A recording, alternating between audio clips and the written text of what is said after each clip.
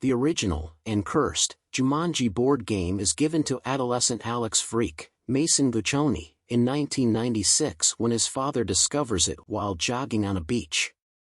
However, Alex dismissively notes that no one plays board games anymore and instead prefers to play a computer game with motorbikes. The box's contents are suddenly a video game cartridge after an overnight alteration in the game, but when Alex inserts it into his console and switches it on, he disappears. 20 years later, Spencer Gilpin, Alex Wolf, a high school student, gets placed in detention for writing essays for his old best buddy Anthony Fridge Johnson, Serdarius Blaine, who needed help with his homework. They are joined by Martha Capley, Morgan Turner, a socially shy girl who protested to being forced to participate in gym class, and Bethany Walker, Madison Eisman, a stunning girl who was found chatting on her phone during a quiz. For incarceration, Principal Bentley, Mark Evan Jackson, gives them the task of removing staples from abandoned magazines in an old storage facility, but Spencer finds the gaming console and persuades the others to play Jumanji with him instead. One of the 5-player options, a pilot, is unavailable to them, but once the other 4 have been chosen, the game snares them all inside of it. All 4 of them are startled when they find themselves in a jungle and discover that they have changed into the avatars they selected for the game. Spencer is transformed into the hulking archaeologist Dr. Smolder Bravestone, Dwayne Johnson. Franklin Moose Finbar, a renowned zoologist, is Fridge's avatar when he first enters the game. However, Fridge is miffed because his avatar is a foot shorter than he actually is. As Martha transitions into Ruby Roundhouse, Karen Gillan, Killer of Men Bethany has changed into Dr. Shelley Oberon, Jack Black, a cartographer who Bethany mistakenly thought was a woman since the job description said she was curvy genius, and who is startled to see herself in the mirror. When the 4 learn they are in the game, they panic out. Almost immediately, a hippopotamus that comes from the river eats Bethany, but she quickly returns after sliding to the ground. As they run from a stampede of hippos, they come across Nigel, Reese Darby, an NPC, non-player character, who tells them that they have arrived to Jumanji, in the context of the game, in response to a letter he sent to Spencer's avatar. Spencer can recognize Nigel as an NPC because to his repetitious comments. The letter states that Nigel was a member of John Hardin Van Pelt's, Bobby Cannavale, expedition to locate the fabled Jaguar's eye gem. By removing the gem from the enormous jaguar statue, Van Pelt gained power over the creatures in the Jumanji movie. The players must shout out Jumanji and deliver the jewel back to the statue of the jaguar in order to win the game. The gang is then dumped off outside a forest with those instructions, and it is then discovered that only Bethany is able to read the map Nigel handed them, which leads them to the subsequent step of their journey. When Van Pelt's men on motorcycles confront them later, they manage to leave by running through the forest and diving off a cliff into a river. Martha understands she's been shot after coming out of the water, but she rejoins the group as soon as her avatar blows up. Spencer discovers that Martha and Bethany's forearm tattoos, which originally had 3 bars but now only have 2, represent the number of lives they have in the game. He surmises that once they lose all 3 lives, they will permanently perish in both the game and the real world. In dispute between Spencer and Fridge about Fridge's assessment of Spencer's part in this dilemma leads to Fridge throwing Spencer down a cliff, costing him one of his lives, while they are headed to the bazaar where they will get their next clue. Fridge loses one of his lives at the bazaar when he consumes cake, which was previously mentioned as one of his character's flaws, and blows up, attracting the notice of Van Pelt's goons.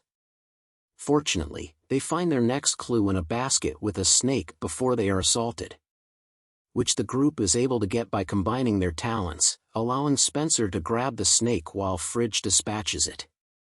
Spencer tries to repel Van Pelt's soldiers as they attack, but eventually Van Pelt himself confronts them. They just manage to escape when another player throws a smoke grenade as a distraction and directs them through a hidden tunnel. Pilot Jefferson Seaplane McDonough, Nick Jonas, who claims his true name is Alex, presents himself as the 5th playable character. He drives the group off. the four are taken to a treehouse by Alex that originally belonged to Alan Parrish, played by Robin Williams in the first film. Fridge becomes intoxicated as a result of him making margaritas for the group. Alex states that he has been unable to reach the transportation shed to exit the game since he has been stranded there for months. Due to his poor talents, Alex has used up 2 of his lives and cannot move forward without the other. But has located the transfer shed where they will get the equipment to continue. Alex's archaic illusions cause Spencer and Fridge to deduce that he is Alex Freak, and Alex is surprised to hear that he has been locked in the game for more than 20 years. While Bethany instructs Martha in flirting to divert the guards, Spencer and Fridge identify Alex as Alex Freak.